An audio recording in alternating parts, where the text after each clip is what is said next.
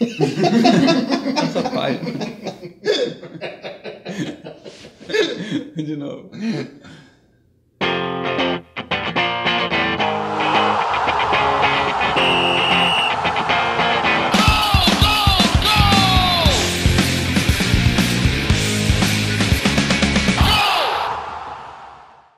Fala pessoal, mais um Smells Like Futebol aqui no nosso canal no YouTube e também no Facebook. Aliás, inscreva-se no YouTube, curta lá a nossa página no Facebook, compartilhe os vídeos, tá bom? Sempre muito futebol, com um bom rock and roll de trilha sonora, comigo Fábio França, com ele Thiago Petrin.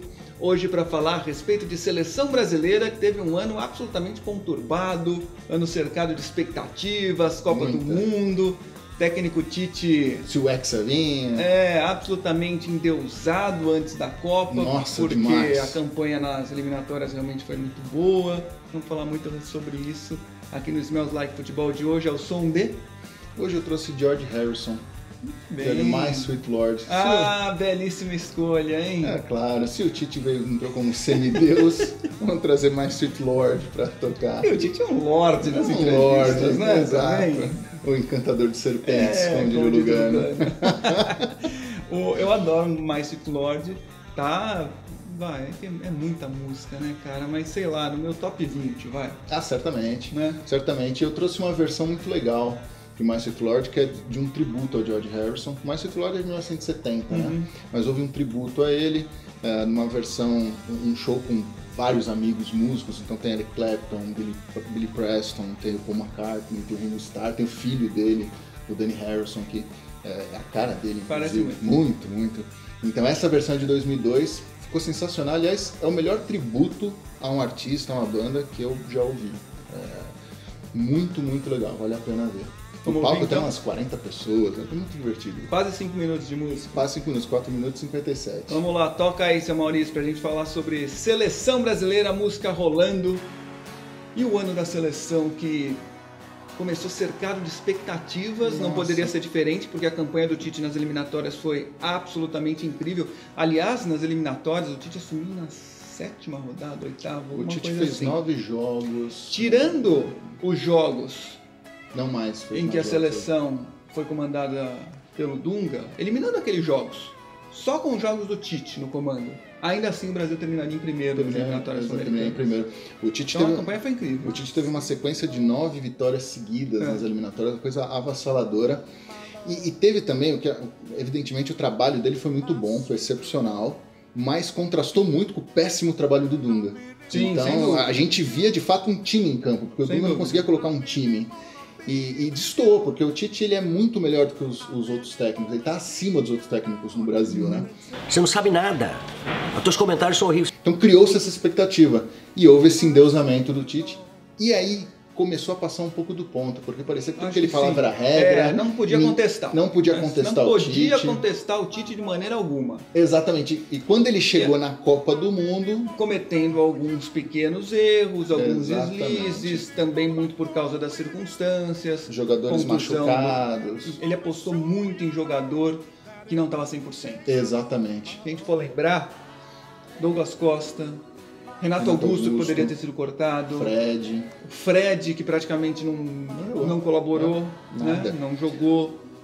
Danilo se machucou depois. Houve erros na questão do posicionamento do Coutinho, que ele poderia ter revisto isso, o Coutinho voltando muito... É muito fácil falar depois. Mas dava para perceber um problema que poderia vir com uma equipe que forçasse mais o Brasil, o que aconteceu com a Bélgica. Eu acompanhei a seleção de perto lá na Rússia, e desde a contusão do Marcelo, com o Filipe Luiz assumindo a lateral esquerda, para mim ficou muito claro que o time se acertou com o Filipe Luiz na lateral esquerda, lá na Copa.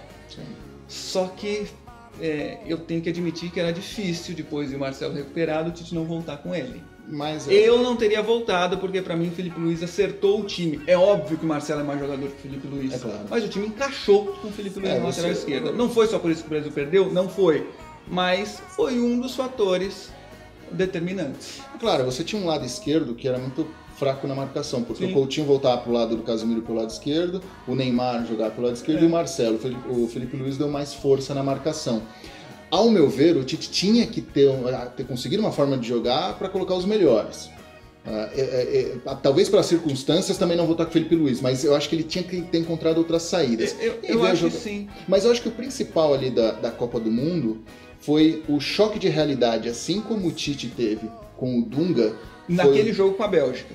Naquele jogo com a Bélgica. Especificamente naquele jogo com a Bélgica. O Roberto Martínez. Porque na época eu disse muito isso e continuo dizendo. Pra mim, até o jogo com a Bélgica, o Brasil era o melhor time da Copa.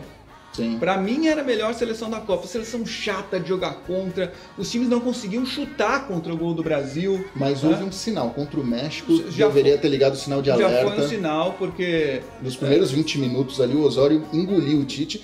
Principalmente em cima do Fagner. Exatamente. Só que a disparidade técnica é enorme. E o Tite conseguiu acertar, mudando ali para um 4-4-2. Era muito grande, mas não tinha nenhum outro time jogando um futebol incrível na Copa do Mundo. Não tinha. Nem a França, que fazia muito gol, mas também tomava muito. Exatamente. Naquele jogo contra a Bélgica deu tudo errado. Né? O Tite levou um nó tático. Deu tudo errado naquele jogo contra a Bélgica. Mas pra mim, até ali, o Brasil era o melhor time da Copa. E aí o jogo foi um desastre. E aí eu brinco que o Tite foi do êxtase ao sono. Porque agora tá duro, hein? Tá duro de assistir. Nossa. Amistosos modorrentos, amistosos chatos. Teve o problema do Neymar também, extremamente mimado. E voltar com a faixa de capitão. Não fez nada para conseguir a faixa de capitão. O Tite dizer que, o Edu Gaspar dizer que é difícil ser o Neymar. Então toda essa situação mal conduzida leva o Brasil e o Tite... então. Exatamente.